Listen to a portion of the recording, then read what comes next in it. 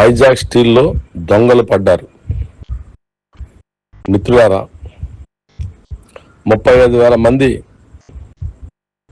ఉద్యోగులు శ్రమించి విశాఖ ఉక్కు ఖ్యాతిని దేశ విదేశాల్లో నిలబెట్టడానికి సహకరించిన ప్రతి ఒక్కరికి ధన్యవాదాలు. విశాఖ ఉక్కు సంపాదించుకున్న బ్రాండ్ ఇమేజ్ ని దొంగిలించి దెబ్బతీయడం ద్వారా మార్కెట్లో విశాఖపట్నం స్టీల్ ప్లాంట్ ని దెబ్బతీయాలనుకున్నటువంటి వ్యక్తులకు ఇది మా సవాలు. గత 36 సంవత్సరాలుగా ఎంతో కష్టంతో వైజాగ్ టీఎంటీకి బ్రాండ్ సంపాదించుకున్నాం. ఈ బ్రాండ్ని వైజాగ్ టీఎంటీ 550Dగా నామకరణం చేసి ప్రతి రాడ్ మీద ఎంబోజింగ్ తో ట్రేడ్ మార్క్ ఉంటుంది.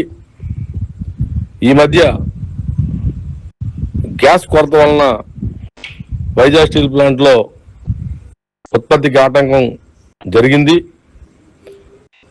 దాని ద్వారా మార్కెట్లో వైజాగ్ స్టీల్ ప్లాంట్ కి స్కేర్సిటీ ఏర్పడింది. వైజాగ్ టీఎంటీసీ స్కేర్సిటీని అడ్డం పెట్టుకుని వైజాగ్ టీఎంటీ 550Dకి బదులుగా రాయ్పూర్ బేస్ గా వైజాగ్ 550D టీఎంటీ అనే డూప్లికేట్ సరుకు మొత్తం ఈ రాష్ట్రంలో నింపేశారు. ప్రత్యేకంగా ఉత్తరాంధ్రలో ప్రతి చోట కూడా ఈ స్టీల్ కనపడతా ఉంది. దీనికి విశాఖ ఉక్కు అసలు పోలిక లేదు. దీనిలో ఉన్న కెమికల్ ప్రాపర్టీస్ లో కానీ, స్ట్రెంగ్త్ లో కానీ, ఇతర ఏ విధంగా చూసుకున్నా సరే క్వాలిటీ టెస్ట్ నిలబడదు. అంటే విశాఖపట్నం స్టీల్ ప్లాంట్ బ్రాండ్ పేరు చెప్పి వారు అమ్ముకుని సొమ్ము చేసుకుందాం అనుకుంటా ఉన్నారు.